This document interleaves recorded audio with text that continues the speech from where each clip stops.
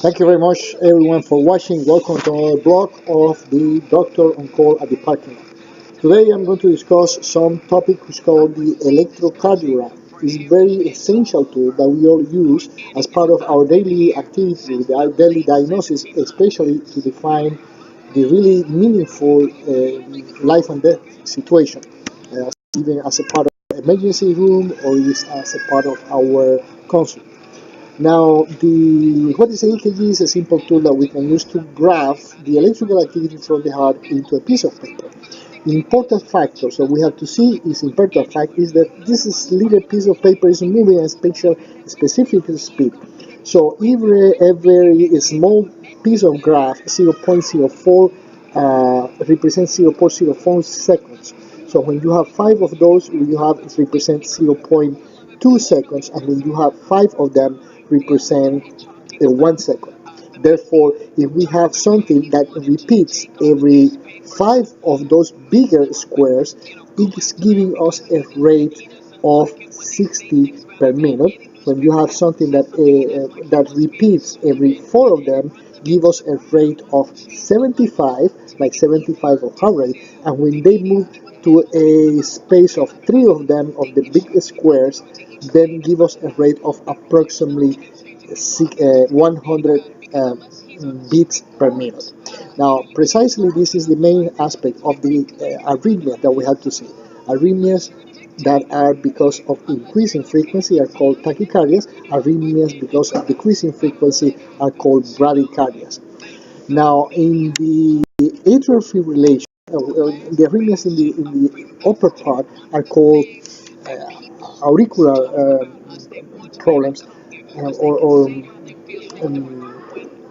problems of the discharge in the atrium are called supraventricular or auricular arrhythmias, and they can be classified as PACs or premature auricular contraction. Mostly looks like a P, but it looks also like a R, very narrow. It's an excess discharge. It can be produced by coffee, it can be produced by because the person is in love, it can be produced by a number of factors, by stress. The other one is the atrial fibrillation, and also another one of these arrhythmias is called atrial flutter. Very important arrhythmias because they can be producing embolus. Embolus that can go to the brain, embolus that can go to the intestine, produce infarct, it can even go to the heart. So therefore, during the next chapter, I'm going to be introducing to you the specific actions that we take when we are in presence of this type of arrhythmia. Now, for the ventricular case, we have the PVCs, which are defined as premature ventricular contractions, also presented as bicuspid or tricuspids, and when they are more frequent and when they require then, for example, telemetry intervention to observe the patient. Also, they can be more frequent to the level of producing a ventricular tachycardia or more frequent to produce a ventricular fibrillation, which is basically the equivalent to the patient's disease. Now, the other way of looking at the arrhythmias are the blocks. The blocks can be first, second, or third degree, very straightforward, very simple to understand this. The first degree block is the presence of a PR, the distance between the P and the R is more than 0.220 seconds, therefore it's more than 5 very small squares. So again, a small square 0.04 times 5, 0.20. This 0.20 is the distance that defines the first degree AV block. It can also be seen in infections such as Chagas disease, can be seen in some metal intoxication, some even poisoning. So as a doctor, it's our responsibility to figure out what's going on whenever we see some of these cases. The second AVB block is called MOVIS 1 or MOVIS 2, also called Reckenbach and MOVIS. MOVIS 1 is the progressive distance between the P and the QRS. It's like the heart, the atrium is trying to communicate with the ventricle, but it takes longer and longer time until at some point there is an atrium wave that doesn't correspond with the ventricular wave. This is the MOVIS 1. The MOVIS 2 is a similar concept, but the PR is constantly constant, except that at some point there is a P wave without conduction. The final of this complication is called the complete heart block or atrioventricular dissociation. Atrioventricular dissociation was even described from the times of Stoke Adams